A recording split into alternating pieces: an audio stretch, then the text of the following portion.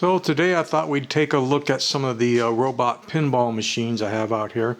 We're going to start with Egghead, which was made by Gottlieb back in 1961. This is back when high scores on a machine would be under 2,000 points. You can see the mechanical counters are under 1,000, and then there's a 1 that can light there. They hadn't quite gotten up to like in any of these machines where you have a high score that's in the billions.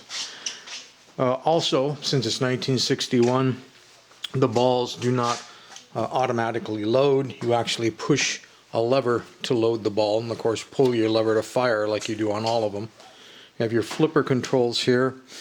The voltage on the flippers, and also you can see they're very short flippers with a very large opening. The voltage on the flippers was only around 15 volts, so they're very low powered flippers, again compared to any of the pinball machines from the 1980s and so, where they'd get about 60 volt pulses, so they had a lot more power. Now the object of Egghead, well, let's turn it on here. So you can see it's reset to 0, we're all lit up. You've got the cool robot on the screen and the mad professor over there controlling it. You've got a robot head up there. You've got your professor over here controlling it, and here's the robot coming through the door. The way they would count the balls used, you can see those numbers.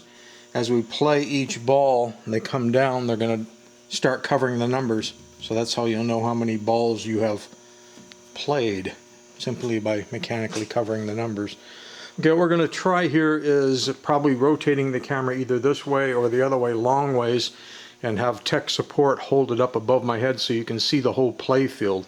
So since you know this is this end, you should stay oriented more or less.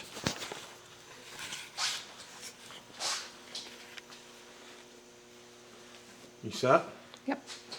So once I load the ball, well, I'll do that now. So I now have a ball ready to be fired here. The object would be to go over a little white switch there or a little red switch here. You can see the white switch is going to select zeros and the red switch would select X's. Then whatever you bang into on this play field is going to start setting up the tic-tac-toe on here.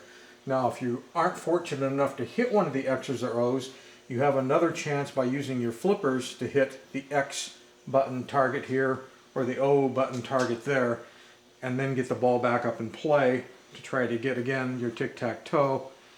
And up on the screen here there is a window that will indicate how many games you have won, so how many credits you have basically. But this is the hardest of all the pinball machines that I've ever played or owned for that matter, because of the low powered flippers and the really large gap between them. It's so easy just to drain one.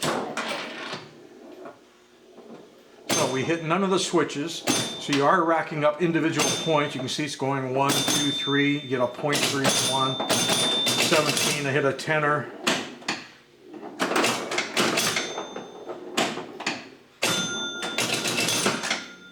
Oh, and it's going to drain that one.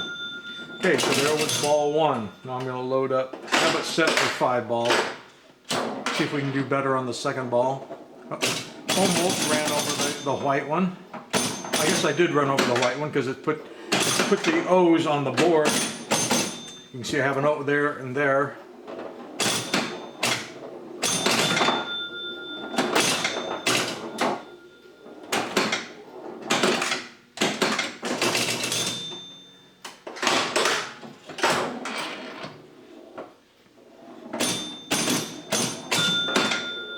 And right down the drain.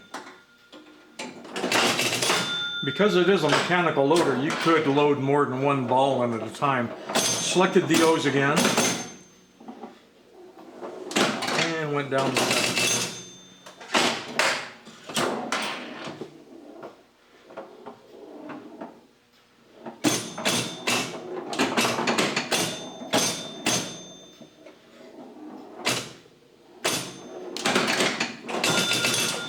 And I think that was it. Yep, that was ball 5. So in this particular game, you can see I didn't get 3 in a row. I got 2 in a row there or 2 in a row here, but I never completed it by getting here or here. And I only have a score up on the scoreboard of 644 points.